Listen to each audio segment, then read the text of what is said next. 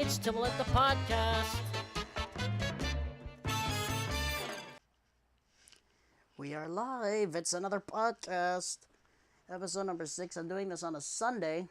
Doing NFL Sunday. And if you hear a little background noise, I'm watching NFL football right now on the NFL Red Zone. The luxury. How fortunate we are to live in such a society. Before we start, shout out to the people in Paris. I feel very bad for you guys. You guys just got... I feel very bad for the people in Paris today. Prayers out to them. Hopefully the grieving will just let you know that, the world is grieving with you. You're not alone. And everyone is feeling your pain right now. And even here in the U.S., we still have a heart and we still love you guys. Anyway, before that, we're going to have a Jay Onrait on today. It is a very, very good thing for me because I've been wanting to have him on for a very long time. It has been quite a while. We've been quite a while, and how fortunate I am to have him on. But first, it's the segment that's sweeping the nation, and France for that matter. It's the opening rant. It's time for today's opening. So the rant today, but we missed a lot over the last couple of months. Congratulations to the Royals for winning the World Series. Congratulations to Justin Trudeau for getting the PM delegate. He's gonna be sworn in after this year. But the one thing it reminds me of in politics is it always has something to relate to sports. And, why do we need... And the rant this month, I believe, is on Greg Hardy. I mean, how many news have we heard over the months, that something has happened with Greg Hardy, and they haven't done anything about it? It feels like he's getting away with every single thing in the book this month. I mean, he got acquitted for domestic violence, I get that. But then he goes out and decides to challenge Des Bryant, who was still injured and played today. A very good game. And that pass interference call that y'all missed today while we were doing this. You can say whatever you want, but Dougal was playing the ball. Des gave up. There was some big pass interference on the play. But Greg Hardy has been such a nuisance to us lately. Because every single month, it seems like he gets in the news again and again. And if you're Roger Goodell, when are you going to be told to stop? When are you going to tell him to stop? Because next thing you know, this guy could be on TMZ Sports doing something completely stupid, and then the next day, he could end up in jail for using drugs. I'm sorry, but it's the truth. Something like that could happen within the next few months, and it's not pretty. It's not going to be funny either, I can tell you that. So here's what the NFL needs to do. They need to get Greg Hardy into their offices, and then they need to talk to him. And then the police need to go back, look at the tape, and look at the pictures again, and see if there's any surveillance video of him beating up his wife.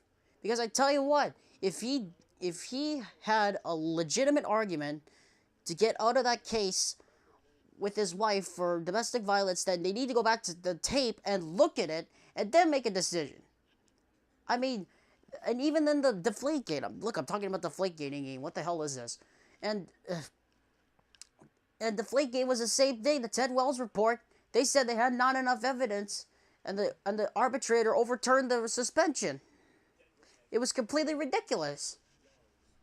That's what the NFL needs to do. They need to step up their priorities and say that football is not their number one priority. Grieving with France is not the number one priority. Domestic violence is the number one priority in the National Football League today. That is basically it. Plain and simple. Nothing else matters right now except France and domestic violence. That's all that matters right now. The eye in the sky don't lie. That's the opening rant for today. Now, before we get to Onrait, I'm going to call him up here in a second.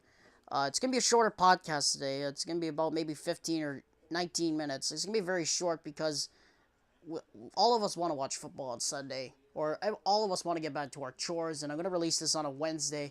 I don't think anybody wants to listen to some kid yap for another 15 minutes just to ruin their day. But firstly, we want to get to, before we get to that, we want to get to France.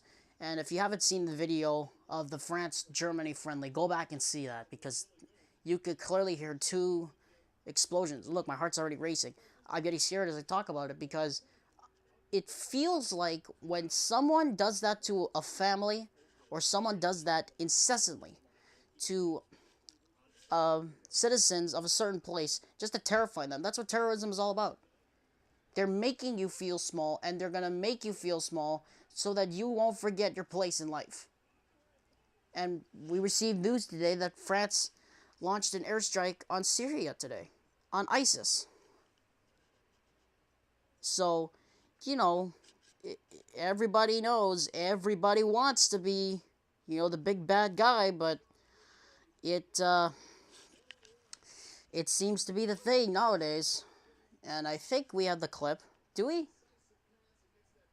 No, we don't. I think we do. We're gonna play that on the pod when we finally put this in. There were 6 bombers. There were 6 bombers in one place. Unreal. How could they have coordinated that attack so flawlessly, so greatly? Because if you could do something like that, if you could coordinate an attack that great and have that much power and terrorize every single person, grab onto their hearts and stop them for the next 36 to 48 hours of their lives, they've done their job. That's what is so real about the world today. Everybody in the world is gonna hurt. Everybody. No matter if you're 3 months old, or if you're 1 year old, if you're just 1 day old, or if you're 100 years old. Everybody in the world is gonna hurt. That's the truth about the real world. Everybody you know can and will have a tragedy. It's just the truth. That's it. There ain't nothing to it. And, you know, unfortunately, that's what the people in France have to deal with for the rest of their lives. And it's terrifying. And the fact is, it's terrifying. It's frightening. But on a lighter note here, speaking of Justin Trudeau, well, that's going to be the segue that I bring into with Onrait, I think. It always reminds me of Justin Trudeau, what's going to happen to him. Because, you know, his mother, Maggie Trudeau, has been in some rough times, was in rough times, and so is his father, Pierre Elliott Trudeau. But the truth of the matter is, you probably may end up smoking crack. Let's go back to that. I think we have a clip from the JNM podcast on episode 13 or was it 14? I'm not sure. Where Onrait and O'Toole were talking about the alleged crack smoking video that Rob Ford put out, and I think they have a clip of that. Let's play that. Yeah, I get that question a lot. All right, I better. So you're in Toronto. You did the media blitz. You did it the same day that this admission by the Toronto Mayor Rob Ford came out. Thank you, Ron. We're going live right now. This is Ken Shaw. The mayor is speaking. Let's listen in. Talk to the police. I'm going on what he said. Has the chief offered to show you the video personally? You know what? I can't comment on the video that I haven't seen. You guys have asked me a question. The chief said he was very discreet and we described the video on Thursday. It was very cautious. You asked me a question back in May, and you can repeat that question. The question we asked you back in May? Yeah. Can you You explain said the video didn't You asked me a couple questions, and what were those questions? Do you smoke crack cocaine? Exactly. Yes, I have smoked crack cocaine. When, But sir? no. Can we pause it for a sec? Am I? The moment that comes out, my favorite part of that video, kids don't do drugs. My favorite part of that video is I saw the behind view, so you could see the faces of the reporters. And it's like they all just had Christmas morning, won the lottery, and just had sex all at the same moment. I was in a television newsroom when that happened. I was being interviewed in a television newsroom, and I thought it was going great. And then they said, oh, we're going to have to cut away the mayor, but we'll get right back to you. As he said that, yes, I have smoked crack cocaine, the interviewer looked over at me, and I just said, yeah, I know the interview's over. All right, I know. I'm in this business. I get it. But you could not believe the reaction in a television newsroom where they're so jaded. They've seen everything. They've covered everything, and just this audible gasp from everyone, like, "Holy!" He just admitted he smoked crack cocaine, and he's still not going to quit this job. Yeah. He's going to be the mayor forever. It was nuts. Yeah. And then it took off around the world. That clip was played everywhere. Yeah, and it was again, just a great day to try to get attention in the city of Toronto that day. So how did it go? Oh, but it was great. I mean, It's completely ridiculous, right? I mean, you could literally have a crack-smoking mayor, and I think Onrait said it best. I think everybody in the T-Dot said, "Holy crap, this guy smokes crack, and he's not gonna quit his job. He's gonna be the mayor forever." Oh my goodness, man. I think it's time to get Onrait on the air here. So we have Jay Onrait. So Jay, how's it going in Edmonton?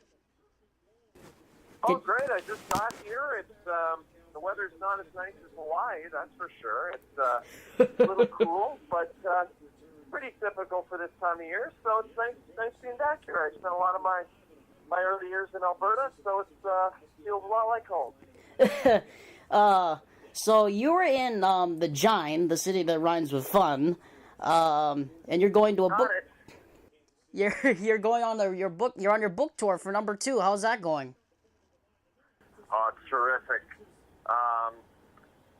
It's amazing to be back in Canada, and we're so fortunate that people love our podcast so much because they can't see our TV show up here anymore. So it's Yep. Kind of frustrating for them. There's rules and regulations with Canadian TV. You can't show highlight shows from the United States up in Canada. Oh. Because they don't want to take away from Canadian jobs, which I totally agree with, but it's just unfortunate because they can't see our show. So luckily we have the Jay and Dan podcast that seems to tide people over. And I'm kind of amazed when I do these book signings how many people, kind of know us for the podcast anyway. The podcast's only been going for a few years, but it's so popular with everybody. We're very fortunate that people seem to like it so much. Well, you came to America 2 years ago on Fox Sports Live, and I'm a huge fan. I've been a fan since day one. But in the Anchor Boy, your previous book, I noticed you talk a lot about chemistry, especially on TV. So, do you feel that when you guys left SportsCenter, did that chemistry carry over to Fox Sports 1? Because it looks like it's still the same old show. Well, it did. I mean, between Dan and I, the chemistry will always be there. We're the same goofy guys. But it was kind of tough at first to incorporate that panel that we had. So originally, as you remember, because you watched since the beginning, we had that panel of athletes. Gary Payton, Donovan McNabb, Andy Roddick, and others. And they would chat about the highlights, and we would read them. And it just felt like two shows in one. It didn't feel like a complete show. It felt like two shows that should be separate shows. And since they've scaled back and just gone to, a show that's just Dan and I, a show that really looks like the old show we used to do in Canada, I find it's just such a better show. It's so much more streamlined. It's more what we're used to. And this week we've even started to do some other different stuff. Dan and I are doing all of our interviews together, trying to make it a little bit more like the podcast almost. Our interviews on the podcast, as you know, Alex, are very, I guess loose would be a kind way to put it. We don't prepare for them. We just sort of throw the notes out and try to relax and have our guests relax. And we're trying to do that on the TV show a little bit too. And I think it's working out pretty good. It is definitely working out pretty good. So you're on tour for #2. You're another pan-Canadian. So how are Canadians receiving it? I mean, because, they loved Anchor Boy so much. I had the book. I loved it. So where does it pick up from the end of Anchor Boy, from where your makeup artist in London, Carol, nearly got drugged? Allegedly. Well, it's a little different, Alex. This one, it's sort of almost a prequel, you could say. It goes back even further because the first book, as you know, was really about career, and, you know, sort of the unusual path that a Canadian broadcaster takes, the different cities he or she lives in. This one is a bit more mining my past. In fact, my past here in Alberta, where I'm talking to you from right now, growing up in a small town here, very interesting upbringing, fun upbringing, really great place to grow up. And I had so many great stories about growing up on the Canadian prairies I know. that I just thought, you know, maybe I could fashion them into a book. And so the first half of the new book, number 2, is about that, and the second half is more about the move to the States and our trip over to Sochi for the Olympics, which was truly a bizarre experience. Yeah, it's a book I'm really proud of. I think it's even better than the first one, so hopefully the readers agree. So so you gave a little bit of what's in it, but you in the first, but you if it's a prequel, then the Anchor Boy, you talked about how you grew up in a pharmacy. I might be reaching back here a bit. Did you want to be the future owner of that initially, or did you decide that it was better that you would become a broadcaster? It was like a classic scenario. You know, my father had a very successful business. I had just good enough grades to get into pharmacy, and I mean just good enough, barely good enough. I could have gotten into pharmacy, you know, passed, gone back to my hometown, taken over the drugstore, and had a really great living. And a great life, you know, it would have been a great life. But you know how it is, you only live once. And I knew about a year into my time at the University of Alberta that pharmacy just wasn't for me long term, and I would not be fulfilled doing it. And I'm so grateful that I took a chance and tried to get into broadcasting, because I think just as a kid growing up in a small town, the concept of being on TV is so daunting. You know, I'm sure it's daunting for kids who grow up in the big city too, but if you're in a small town, it's especially daunting to even consider it. You know, when I first started, my whole goal was to be on TV in Edmonton, and that was it. You know, if I had accomplished that, that would have been good enough for me. So the fact that I was able to make it nationally in Canada and now nationally in the United States is, it's almost like a bonus for me. And the other great thing is, you know, if you love your job, it doesn't feel like work. I know that's a cliche, but it's so true. And that's how I feel about broadcasting. At no point when I go into work every day do I feel, you know, like I'm kind of upset that I have to head into work or anything like that. If anything, I'm always looking forward to it. You talked about broadcasting and how you got to you in the Anchor Boy. You talked about being with Pat Kiernan, and then your misadventures. Well, I don't want to say misadventures. That's a little off color with the Blades of Glory junket. Oh, that's okay. You can say that out. Definitely misadventures. That's right. So you talked about broadcasting being your second. You going into pharmacy and then going back to broadcasting in the future. So. I'm trying to think of a question here. So, in broadcasting, you noted in the last part of Anchor Boy that you actually had an offer to work at the small ABC affiliate in the United States in Oregon. So, why did you decide to stay on TSN instead of go to Oregon for the first exposure in the United States? That's a good question, actually. And in fact, that happened even earlier in my career, even before I got my first on-air job. I was offered a job in Oregon, and it was like I could just tell when I talked to the guy in Oregon that he was super young, fresh out of college, and didn't fully understand the U.S.-Canada immigration laws.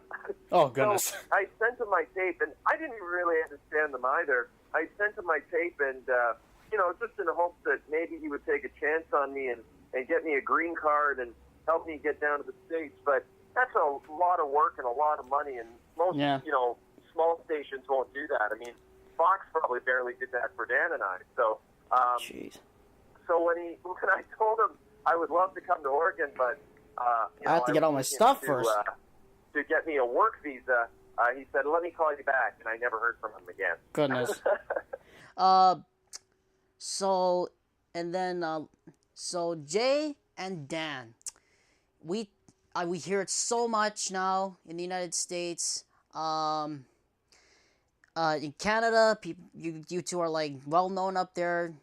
They should just put a statue of you guys up in front of TSN in Scarborough. It's great. But you talk about you and Dan being paired together as the death of the medium. as in the medium, for those listening, maybe the medium of, what was during sports at that time. Why did they call it that? I mean, was that like an ominous sign to you guys, or did you guys just decide, screw it, let's have fun with it and see what we can do? They didn't really, I mean, I was only joking. They didn't really call it that. I'm sure they wanted to call it that, Alex. Well, because we were just goofy, I mean, our philosophy was, let's just be ourselves, let's not be broadcasters, and I'm putting, broadcasters in quotation. Let's just be ourselves and read the sports and have a good time. And the best part was we got along great, and we still do, amazingly. And, it was very easy to sort of, do a show like that with someone you actually got along with because as someone who's done a lot of TV, I've worked with people I haven't gotten along with, and it's the worst thing ever because we've all worked with people we don't get along with. But imagine having to work with someone you don't get along with and then go on TV and pretend you get along with them. It's horrifying.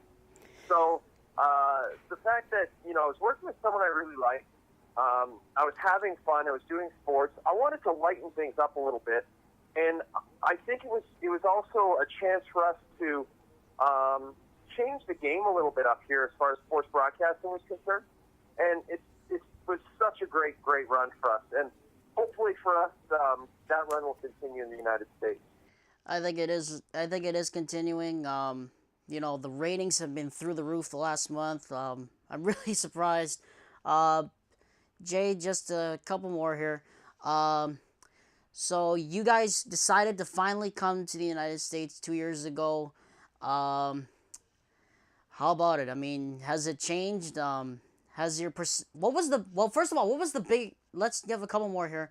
What was the biggest culture shock for you though coming to the United States? Were you guys kind of afraid about being yourselves, or did you decide let's just see what happens here? I love the question. Because I get it all the time. I think culturally, because in Canada you grow up with 90% American television.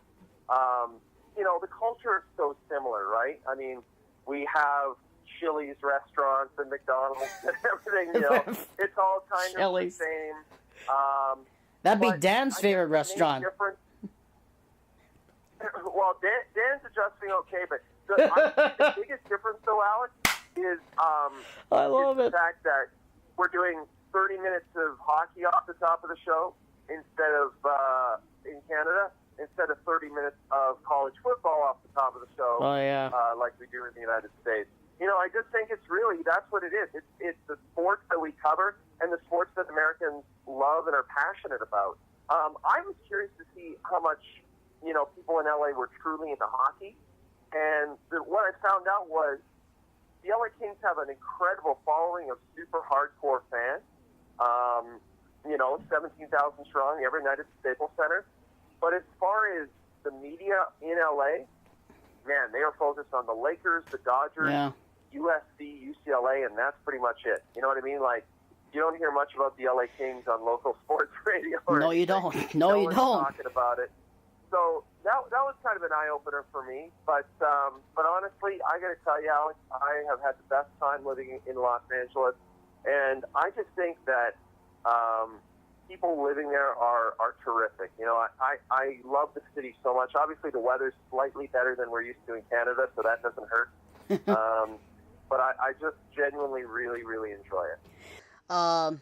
So number 2, it's out right now on Amazon.com, Amazon.ca. You can get it on iBooks. You can also buy it off Jay's website. Jay, just one question for you. I'm a really big fan. I would love to have a signed copy of number 2 from you. Yeah, that's no problem. I can make sure that happens for you, my friend, because we got to make sure that you get it, you study it, you put it on your toilet. Yes. And so, yeah, that is no problem, my friend. I'll make sure that happens for sure. No conversation would be complete without... no, I'm not going to say it. Jay, thanks for coming on. We enjoyed having you on, Bod. Blessings to your family. Thanks for coming on. Hopefully Chobi and Izzy are doing okay, and good luck to Dan. And on behalf of all of the American fans of Fox Sports Live, we still hate producer Tim. Well, I sure appreciate it, and honestly, it's a pleasure to be on with you. It's a blast, and we'll get you that book real soon. Thanks so much, Alec. Thank you very much, Bud. And as your favorite comedians, Tim and Eric would say, Baja. Baha. Love it, my friend. Have a great afternoon, and we'll talk to you soon. Take care, my friend. Take care, Bud. Okay, bye-bye. That was Jay Onrait. Jay, what a guy. What a guy. Loved having him on. Fulfilled my dreams. It's been a pleasure having him on. So you can listen. So again, number 2 is out. You can get it on iBooks, Amazon.com, Amazon.ca. You can pre-order it off his website at jonrait.com. That's JONRAIT.com. You can also donate to his Movember input and Dan's input by going to movember.co/fox-sports. You can also go to movember.co/j-onright, and you can also go to movember.co/dan-OTOOLE, O'Toole. It was a great time, guys. On behalf of our American friends here, happy Thanksgiving. For those in Paris, je suis Paris. We are with you. We will stand forever with you. And we thank you so much for joining us on the podcast. Take care, everyone. Happy Thanksgiving and a happy holidays. We'll see you next time.